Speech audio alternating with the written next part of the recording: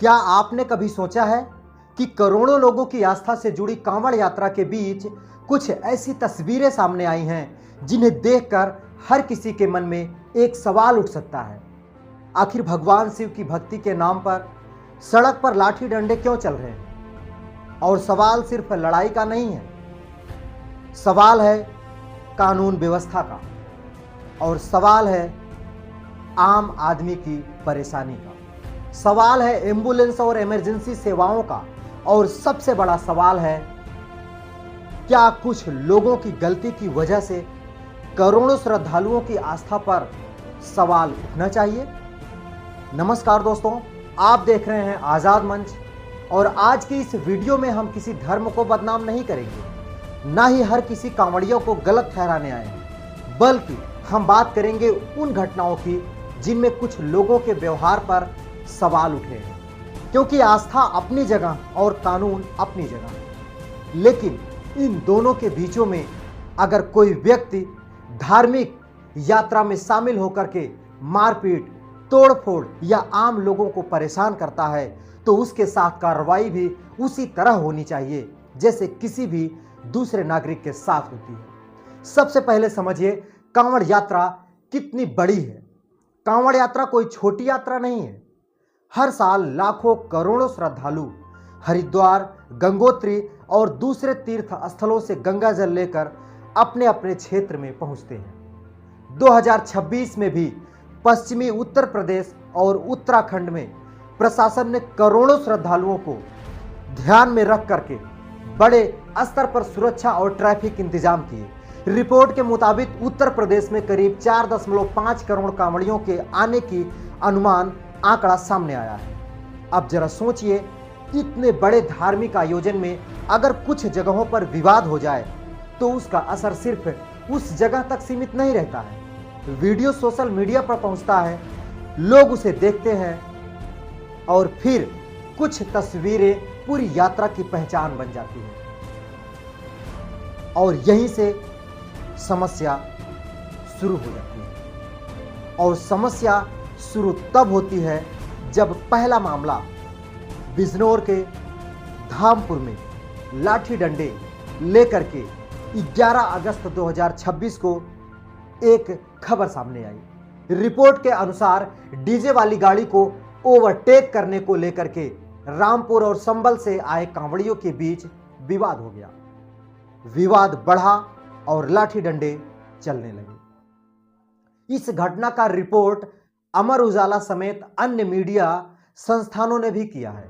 अब आप खुद सोचिए, जिस यात्रा का उद्देश्य भगवान शिव की भक्ति है, वहां अगर एक दूसरे से आगे निकलने या डीजे वाहन को लेकर के मारपीट होने लगे तो सवाल उठना स्वाभाविक है। क्या यही भक्ति का रास्ता है? अगर सड़क पर किसी बात को लेकर के विवाद हो जाए तो उसका समाधान बातचीत और कानून के जरिए होना चाहिए। लाठी और डंडे समाधान नहीं है। और यह बात सिर्फ कांवड़ यात्रा पर लागू नहीं होती। किसी भी धार्मिक यात्रा, जुलूस या सार्वजनिक कार्यक्रम पर यही नियम होना चाहिए। अगर बात आपसी सहमत से न बने तो कानूनी प्रक्रिया लेनी चाहिए। लेकिन यहां एक जरूरी बात समझिए, इस घटना को देख करके यह कहना कि कांवड़िए ऐसे हैं बिल्कुल गलत होगा। क्यों? क्योंकि करोड़ों लोग इस यात्रा में श्रद्धा से शामिल होते हैं। अधिकांश लोग अपनी यात्रा पूरी करते हैं, गंगा जल लेकर के जाते हैं, शिवलिंग पर चढ़ाते हैं और वापस लौटते हैं। समस्या उन लोगों से नहीं है जो भीड़ का हिस्सा बन करके कानून अपने हाथ में लेने लगते हैं। समस्या इनसे है। इसीलिए निशाना धर्म नहीं होना चाहिए, निशाना होना चाहिए गलत व्यवहार वाले लोग, गलत करने वाले लोग और गलत तरीके से चलने वाले लोग। क्योंकि दूसरा सवाल, डीजे आखिर इतना बड़ा मुद्दा क्यों बन जाता है? कांवड़ यात्रा में डीजे वाली कांवड़ का चलन भी दिखाई देता है, लेकिन प्रशासन ने पहले से ही डीजे को लेकर के नियम बनाए हैं। और उन्होंने कहा है कि मेरठ में प्रशासन ने डीजे की ऊंचाई, आवाज, संचालन को लेकर के निर्देश दिए थे और साफ कहा भी था कि नियमों का उल्लंघन होने पर कार्रवाई की जा सकती है। यानी समस्या डीजे होने भर से नहीं थी। समस्या तब होती है जब डीजे की वजह से सड़क जाम हो जाता है और जब डीजे की वजह से आम लोगों को रास्ता न मिलता है और जब डीजे की वजह से किसी अस्पताल जाने वाले मरीज को एम्बुलेंस के रास्ता न मिलता है या नियमों की अनदेखी होती है और स्कूल जाने वाले छात्र लेट से पहुंचते हैं। अगर प्रशासन ने नियम बनाए हैं तो उनका पालन सभी को करना चाहिए। सरकार सिर्फ फूल बरसाने के लिए नहीं है।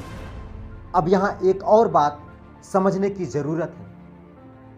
कांवड़ियों पर फूल बरसाना या उनका स्वागत करना अपने आप में कोई कानून व्यवस्था की नीति नहीं है। सरकार और प्रशासन का असली काम है श्रद्धालुओं की सुरक्षा करना, श्रद्धालुओं को किसी प्रकार की दिक्कत ना हो, आम जनता की सुरक्षा करना, ट्रैफिक व्यवस्था को सही रखना, स्कूली बच्चों को रास्ता देना, आपातकालीन सेवाओं की निर्बाध आवाजाही को चालू रखना और अगर कोई व्यक्ति कानून तोड़ता है तो उसके खिलाफ कार्रवाई होनी चाहिए। उत्तराखंड सरकार ने भी 2026 की कांवड़ यात्रा के लिए सुरक्षित कांवड़, सुव्यवस्थित कांवड़ और स्वच्छ कांवड़ पर जोर दिया था। उत्तर प्रदेश में भी अधिकारी को सीसीटीवी, ड्रोन, एम्बुलेंस, मेडिकल सुविधाएं और ट्रैफिक व्यवस्था पर विशेष ध्यान देने के निर्देश दिए गए थे। इसका मतलब साफ है, व्यवस्था सिर्फ श्रद्धालुओं के लिए नहीं है बल्कि सड़क पर मौजूद हर नागरिक के लिए होनी चाहिए। और सबसे जरूरी मुद्दा, इमरजेंसी रास्ता। अब जरा इस बात को दिल से सोचिए। सड़क पर कोई धार्मिक कार्यक्रम चल रहा हो, जुलूस निकल रहा हो या डीजे बज रहा हो, लेकिन उसी समय अगर कोई एम्बुलेंस पीछे खड़ी हो तो अंदर कोई मरीज तो जरूर होगा, किसी बच्चे की तबीयत तो जरूर खराब हुई होगी, किसी बुजुर्ग को अस्पताल ले जाना तो जरूरी रहा होगा, किसी महिला को तत्काल चिकित्सालय की जरूरत तो जरूर रही होगी। तब हमारी पहली जिम्मेदारी क्या होनी चाहिए? रास्ता देना। क्योंकि उस समय सामने वाला हिंदू हो या मुसलमान यह मायने नहीं रखता है, मायने रखता है कि वह भी एक इंसान है और उसकी जान सबसे पहले जरूरी है। इसीलिए 2026 की कांवड़ यात्रा की तैयारी में प्रशासन ने एम्बुलेंस और मेडिकल व्यवस्था को भी प्राथमिकता दी थी। तो अगर कहीं भी भीड़ की वजह से एम्बुलेंस रुकती है तो वह सिर्फ ट्रैफिक की समस्या नहीं है, वह इंसानियत के ऊपर सवाल है। वह इंसानियत के लिए एक इंसान को क्या करना चाहिए यह सोचना जरूरी है और यही बात हर धर्म पर लागू होनी चाहिए। अगर किसी हिंदू धार्मिक यात्रा में कोई व्यक्ति गलत करता है तो उसकी आलोचना होनी चाहिए। अगर किसी मुस्लिम धार्मिक जुलूस में कोई व्यक्ति गलत करता है उसका भी आलोचना होना चाहिए, क्योंकि हर कोई धर्म एक तरफ और इंसानियत एक तरफ होनी चाहिए। अगर किसी राजनीतिक रैली में कोई व्यक्ति हिंसा करता है तो वह भी कार्रवाई के लिए तैयार है, क्योंकि उसके ऊपर भी कार्रवाई होनी चाहिए। क्योंकि कानून का कोई धर्म नहीं होता, कानून सिर्फ कानून होता है और यही भारत की ताकत है। हमारा देश इसीलिए मजबूत नहीं है कि यहां सिर्फ एक धर्म के लोग हैं। हमारा देश इसीलिए मजबूत है क्योंकि यहां पर अलग अलग व्यवस्थाओं के लोग एक साथ रहते हैं और एक साथ कदम से कदम मिला करके चलते हैं। लेकिन सवाल यह भी है कि कुछ लोग ऐसा करते क्यों हैं? कुछ लोग उस भीड़ में उपद्रवी क्यों आ जाते हैं? कई बार भीड़ में व्यक्ति की व्यक्तिगत जिम्मेदारी कमजोर पड़ जाती है। एक आदमी कुछ करता है तो दूसरे लोग उसके पीछे खड़े हो जाते हैं और फिर बात बढ़ जाती है और फिर यह मामला भड़क जाता है और देखते ही देखते छोटी सी बहस बड़ी घटना में बदल जाती है। इसीलिए धार्मिक यात्राओं में शामिल लोगों को भी जिम्मेदार रहना चाहिए। अपने साथ मौजूद लोगों को रोको।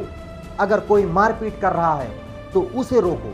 अगर कोई तोड़ फोड़ कर रहा है तो पुलिस को बताओ, अगर कोई आपसे हाथापाई कर रहा है तो आप पुलिस को उसकी सूचना दो, अगर कोई भड़काऊ नारा लगा रहा है तो उसमें शामिल मत होइए, उससे दूर हो जाइए, क्योंकि किसी एक व्यक्ति की गलती का वीडियो लाखों लोगों तक पहुंच सकता है और फिर भारत के धर्म व्यवस्था, भारत के कानून व्यवस्था पर सवाल उठ सकता है।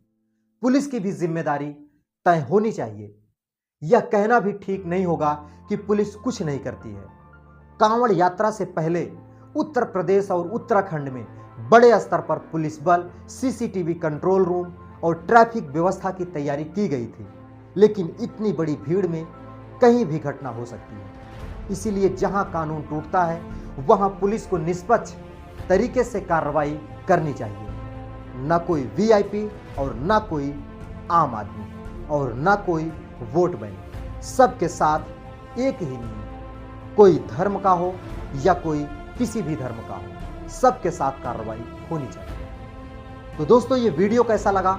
अगर वीडियो अच्छा लगा हो तो इस वीडियो को लाइक करिएगा, चैनल को सब्सक्राइब करिएगा। अगर मेरी पुष्टि कहीं से गलत हो तो आप इस वीडियो में अपना राय कमेंट बॉक्स में ज़रूर बताइएगा। आपके हर कमेंट का इंतजार रहेगा। मिलते हैं फिर किसी नए मुद्दे के साथ किसी दूसरे वीडियो में। तब तक के लिए दीजिए इजाज़त। नमस्कार, जय हिंद, जय भारत।